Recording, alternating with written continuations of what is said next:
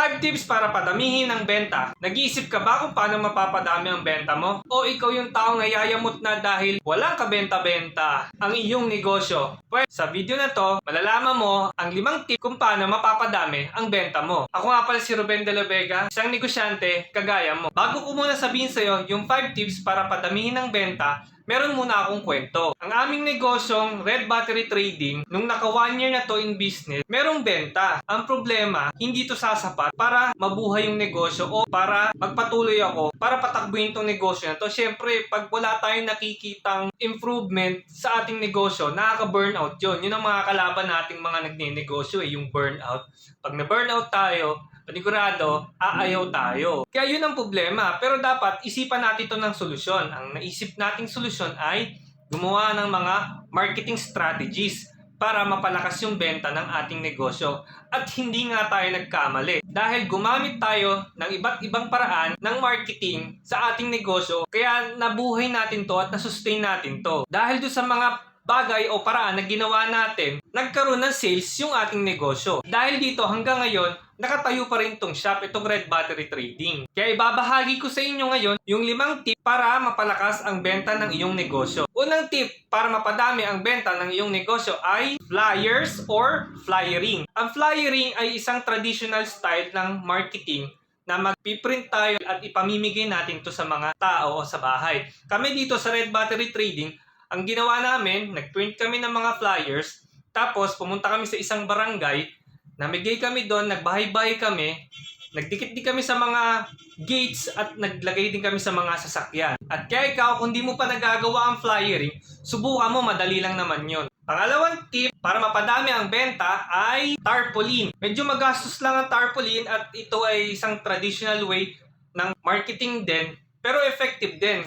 Kami dito sa Red Battery, nagprint kami ng mga tarpaulin, tapos isinabit namin to sa mga poste. Pero pag nagsabit tayo sa mga poste, dapat yung mataas na mataas. Kasi pag sa mababa lang natin yan nilagay, tiyak bukas na bukas, mawawala yan. Kayo, ano ba sa tingin nyo bakit kinukuha ng mga tao ang tarpaulin? Ako hindi ko alam eh. Kaya subukan nyo rin ang pagkakabit ng tarpaulin sa lugar nyo. Pangatlong tip para mapadami ang benta ay Facebook Marketplace. Itong Facebook Marketplace, ito libre to. Yung nasabi kong unang dalawa, doon gagastos tayo.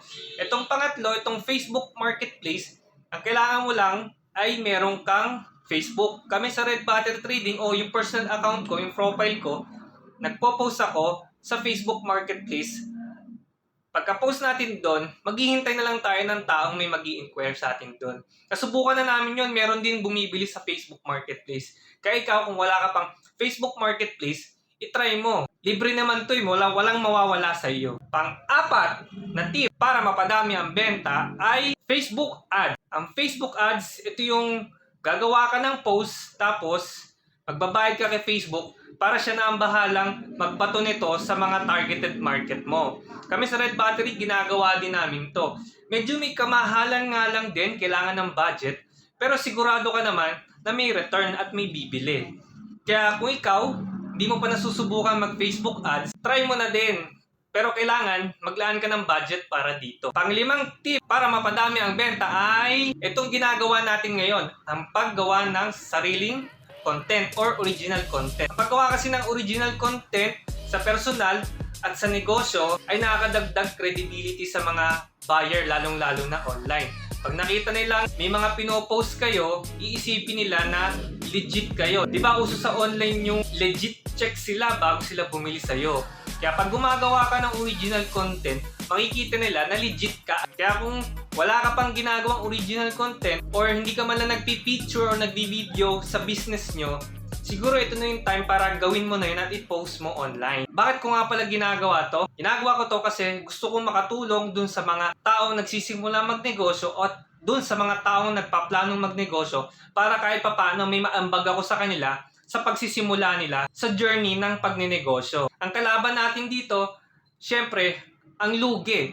Pag nalugi tayo, nawawala na ng ganang magnegosyo ang isang tao. Napuputol kagad yung pangarap niya. Sa mga simpleng pamamaraan na ganito, maaari tayong makatulong at maabot nila yung mga pangarap nila. At kung gusto mo yung mga content na ginagawa ko na to, inimbitahan kita na samahan ako sa binubuo kong Facebook group. ang Buhay Negosyante Group. Dito sa Facebook group na to, malaya tayo makakapag-share ng ating personal experience sa pagnenegosyo. Kung may mga tanong din tayo, pwede tayo mag-message dito. At panigurado, yung mga ibang members nito na mga minegosyo din ay willing sumagot sa mga problema o katanungan na ipopost nyo dito. Kaya join na kayo sa ating group, Buhay Negosyante Group. Kung ikaw yung negosyante ngayon na nayayamot, nag-iisip kung paano mapapalakas ang benta mo, huwag kang mag-alala. Basta hanggang hindi ka sumusuko, malalaman mo rin ang tamang pamamaraan, mapadami ang benta ng iyong negosyo. Bali hanggang dito lang ang video na to. Nga pala, nabanggit ko nga pala na ang aming business ay tungkol sa batteries. Sa mga nangangailangan ng automotive battery at motorcycle battery, message lang kayo sa aming Facebook page, Red Battery Trading. Ilalagay ko sa comment section yung link ng aming Facebook page. Muli, lagi nating tatandaan na ang pagnenegosyo ay hindi pabilisan. Ito ay patagalang, umayaw at sumuko. Basta, bangisan lang natin araw-araw. Yun lamang, salamat!